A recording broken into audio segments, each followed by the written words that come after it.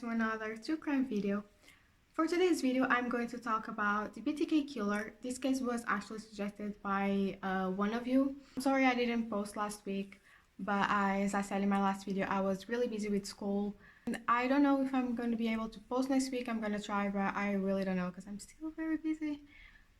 This semester is killing me. But before we start this video, if you're new to my channel, please subscribe. I really appreciate it. But only do it if you really enjoy my content. And turn the post notifications on so you get notified every time I upload a new video. I post videos every Saturday, and I really hope you enjoy my videos. So without further ado, let's just start this video. Dennis Rader was born on March 9th of 1945 in Petersburg, Kansas, to Dorothea Rader and William Rader, and he is one of 4 children. His brothers are Paul, Bill, and Jeff, and he grew up in Wichita. His parents both worked long hours and they paid little attention to their children, and later Dennis described feeling ignored by his mother in particular. Dennis attended Kansas University, but he didn't have good grades, so he dropped out after 1 year. He served in the United States Air Force from 1966 to 1970. Upon discharge, he moved to Park City, where he worked in the meat department of a supermarket, where his mother was a bookkeeper. Dennis then met his future wife, Paula, and they got married on May 22nd of 1971, and they had 2 children. He attended Butler County Community College in El Colorado, earning an associate degree in electronics in 1973.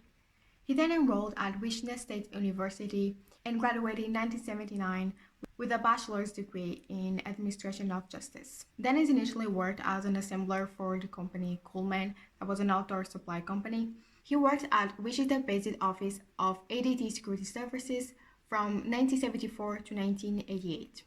In May of 1991, Dennis became a dog catcher and compliance officer in Park City. Neighbors recalled him as being sometimes extremely strict, as well as taking a special pleasure in bullying and harassing single women. And one neighbor complained that Dennis killed her dog for no reason. If someone killed my dog, if someone even laid a finger on my dog and hurt him in any way, I'm not even gonna say what I will do to them, because I don't want to go to jail, but bye. Dennis was a member of Christ Lutheran Church, and he had been elected president of the church council. From a young age, Dennis had sexual fantasies about torturing trapped and helpless women. He also exhibited zoo sadism by torturing, killing, and hanging small animals, and this is a big red flag. Every serial killer tortured or killed animals in their childhood. Dennis often spied on his female neighbors while dressing with women's clothes, including underwear that he had stolen. Years later, after he already had murdered some people, Dennis took pictures of himself wearing women's clothes while bound. He later admitted that he was pretending to be his victims as a part of a sexual fantasy. Dennis obviously kept all of this from his family and his friends and all the people that knew him, because he was described as normal, polite, and well-mannered. Now let's talk about his victims.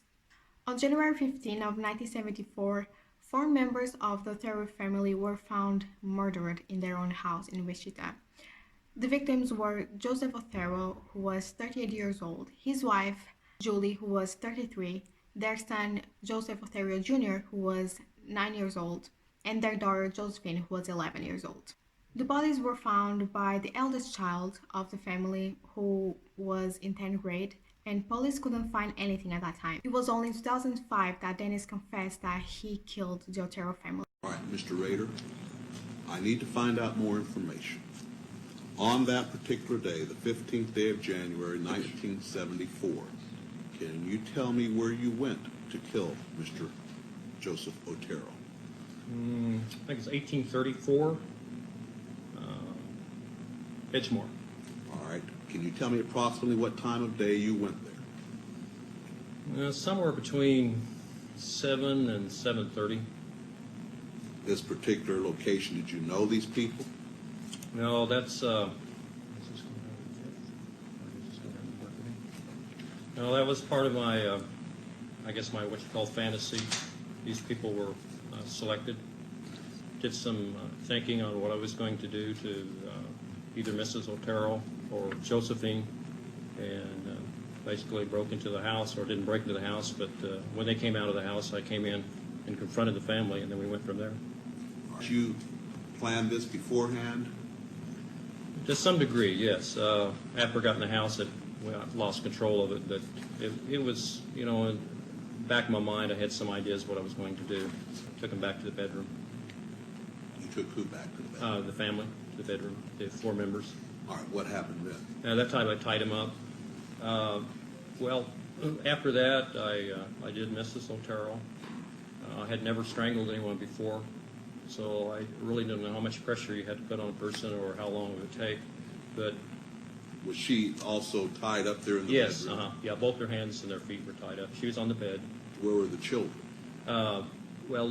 Josephine was on the bed, and Junior was on the floor. During the spring of 1974 and the winter of 1977, Dennis killed 3 more women. Catherine Bry on April 4th of 1974. There were different people in the town that I followed, watched.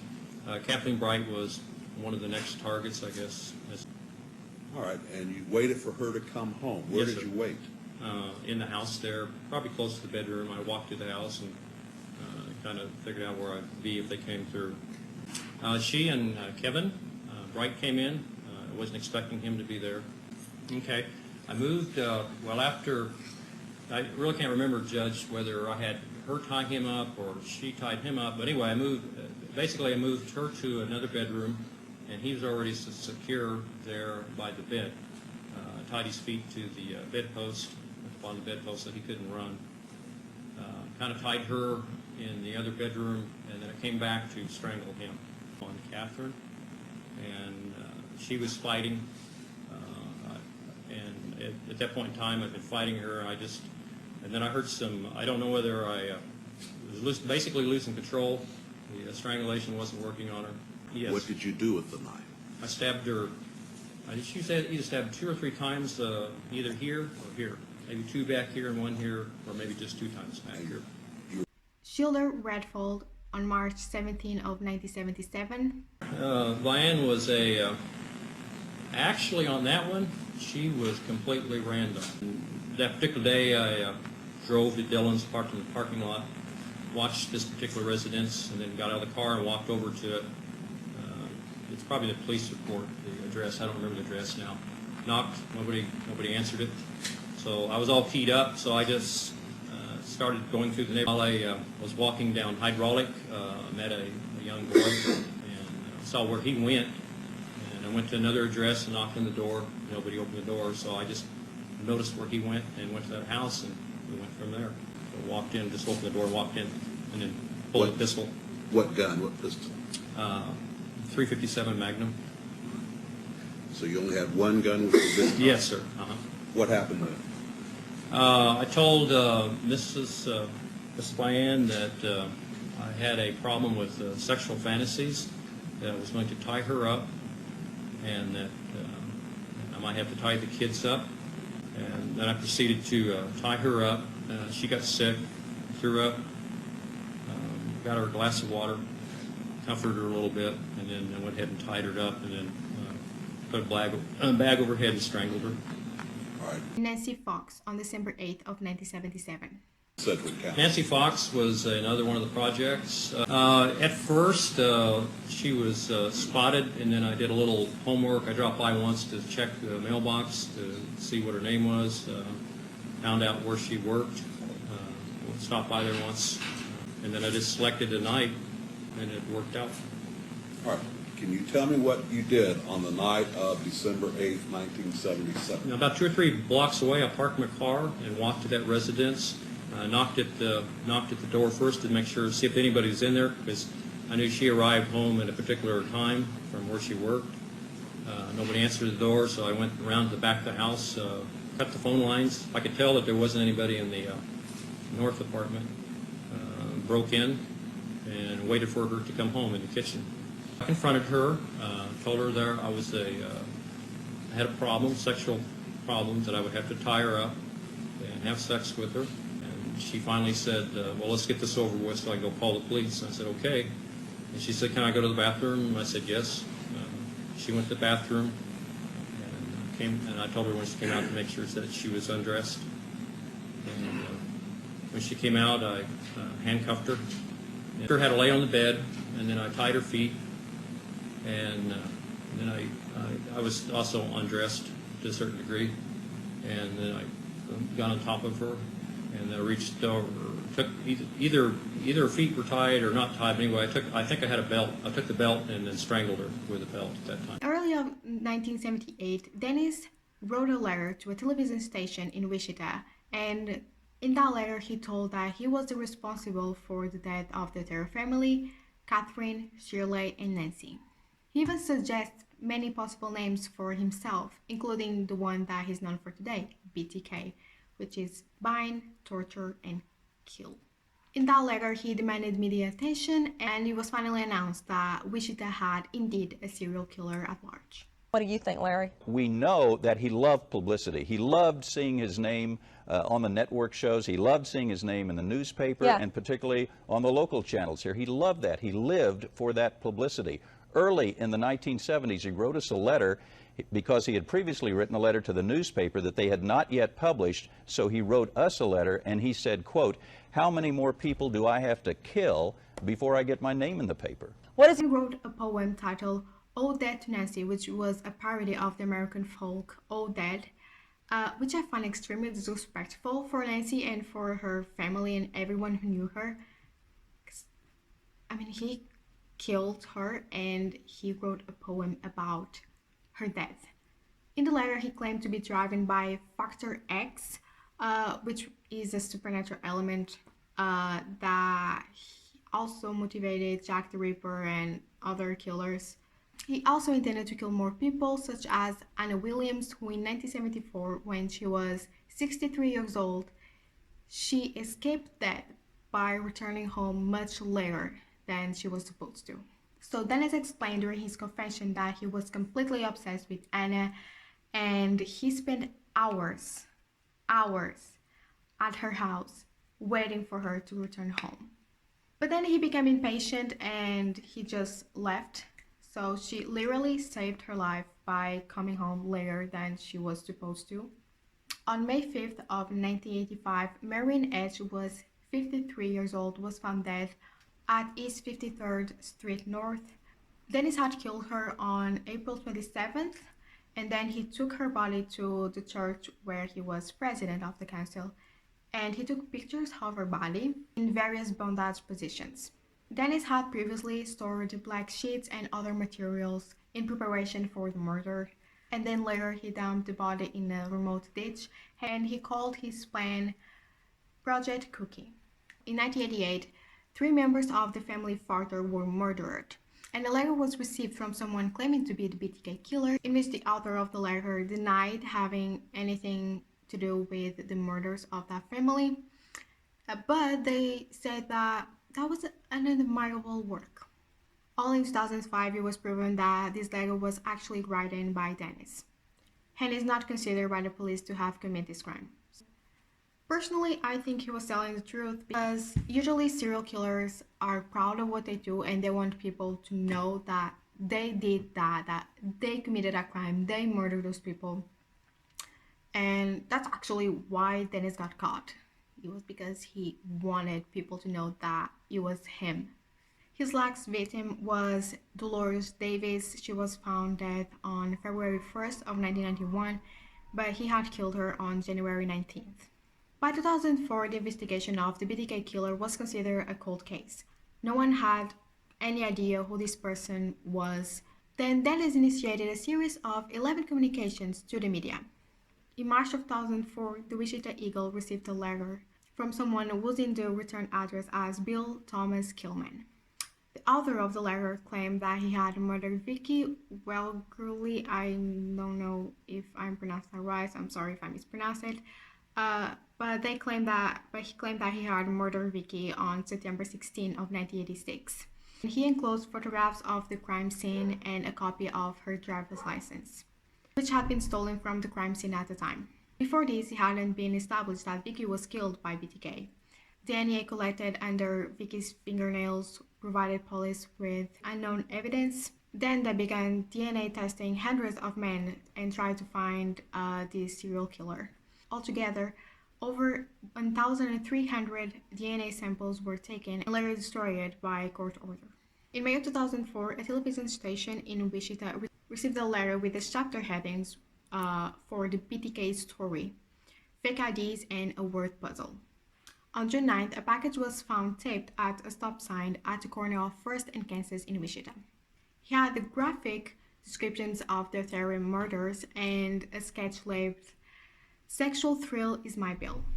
It also included a chapter list. In July, a package dropped into the return slot at a public library contained more bizarre material, including the claim that he was responsible for the death of 19-year-old Jake Allen in Kansas. This claim was false and this death was ruled as a suicide. In October of 2004, an envelope was dropped into a UPS box in Wichita. It had many cards with images of terror and bondage children pasted on them, a poem threatening the life of the lead investigator, and a false autobiography with many details about Dennis' life. And these details were later released to the public. In December of 2004, the Wichita police received another package from the BTK killer. This time the package was found in Wichita's Murdoch Park. He had the driver's license of Nancy Fox, which had been stolen from the crime scene, as well as a doll that was symbolically bound at the ends and feet and had a plastic bag tied over its head. In January of 2005, Dennis attempted to leave a cereal box in the bed of a pickup truck at a Home Depot in Wichita, but the box was discarded by the truck's owner. In February of 2005, more postcards were sent to the same television station, and another cereal box left at a rural location was found containing a bounded doll, and police think that symbolized the death of the 11-year-old Josephine Otero. In one of his letters to the police, Dennis asked them if his writings, if put on a floppy disk, if it could be traced or not. Police told him that no, they couldn't trace him that way, and he believed. So on February 16 of 2005, Dennis sent them a floppy disk, and police was able to find a Word document that he had deleted that was still stored on the floppy disk. And in that document, they found metadata, and the metadata containing the words Christ Lutheran Church, which is a church that Dennis is president. And the document was marked as last modified by Dennis. Then police only had to do legal research on the internet, and they found that someone named Dennis Rader was president of the council of that same church. And I forgot to mention, but when Dennis left tried to left the cereals box at the truck, police had access to the surveillance footage, and they could see the color and the type of car he was driving. So when they got to his house, they saw the exact same type of car. So it was obviously that they got the right man. This was strong circumstantial evidence against Dennis, but they needed more direct evidence to detain him. Police obtained a warrant to test a pap smear taken by Dennis' daughter at the Kansas State University Medical Clinic. DNA tests showed a familial match between the pap smear and the DNA taken under Vicky's fingernails. So this indicated that the killer was closely related to Dennis' daughter. And combined with the other evidence, this was enough to arrest Dennis. Dennis was arrested on February 25 of 2005, and an officer asked him, "Mr. Rader, do you know why you're going downtown?" And Dennis replied, "Oh, I have suspicions why." The Wichita Police, the Kansas Bureau of Investigation, the FBI, and ATF agents searched his house, his vehicle, his office in the church. At the press conference in the next morning, it was announced that BTK killer had been arrested. On February 28 of 2005, Dennis was charged with 10 counts of first-degree murder. On March 5th, news sources claimed to have verified by multiple sources that Dennis had confessed to the 10 murders that he was accused of, but no other ones. On March 1st, Dennis' bail was set at $10 million, and a public defender was appointed to represent him. On May 3rd, the judge entered not guilty pleas on Dennis' behalf as he didn't speak at his arraignment. However, on June 27, the scheduled trial date, Dennis changed his plea to guilty. He described the murders in detail and made no apologies. Then on August 18, Dennis was sentenced to 10 consecutive life sentences with a minimum of 175 years. The judgment, order, and sentence of the court that you, Dennis L. Rader, be taken by the Sheriff of Sedgwick County, Kansas, and by him delivered to the custody of the Secretary of Corrections to serve a term of life for the premeditated murder of Joseph Otero. Corrections to serve the term of life for the premeditated murder of Julie Otero. In regards to count 3, it will be the judgment, order, and sentence of the court that you, Dennis L. Rader, be taken by the Sheriff of Sedgwick County, Kansas, and by him delivered to the custody of the Secretary of Corrections to serve a term of life for the premeditated murder of Josephine Otero. In regards to count 4, it will be the judgment, order, and sentence of the court that you, Dennis L. Rader, be taken by the Sheriff of Sedgwick County, Kansas, and by him delivered to the custody of the Secretary of Corrections to serve a term of life for the premeditated murder of Joseph Otero, Jr. Dennis L. Rader be taken by the Sheriff of Sedgwick County, Kansas, and by him delivered to the custody of the Secretary of Corrections to serve the term of life for the premeditated murder of Nancy Fox. In regards to count 9, it will be the judgment, order, and sentence of the court that you, Dennis L. Rader, be taken by the Sheriff of Sedgwick County, Kansas, and by him delivered to the custody of the Secretary of Corrections to serve the term of life for the premeditated murder of Vicki Waverly. On August 19, he was moved to El Colorado Correctional Facility. So that's all for this video. I really want to know your thoughts on this case. And if you enjoyed this video, please give it a like so I know that you enjoyed it. Also, subscribe to my channel if you haven't done already and turn the post notifications on so you get notified every time I upload a new video. And as I said, comment down below your thoughts on this case, and if you have a case that you want me to talk about, you can reach out to me through the comments or through my social media. My Instagram and my Twitter will be linked down below in the description box. Having all that said, I really hope you guys enjoyed this video. Thank you so much for watching, and I'll see you on next Saturday. Bye bye.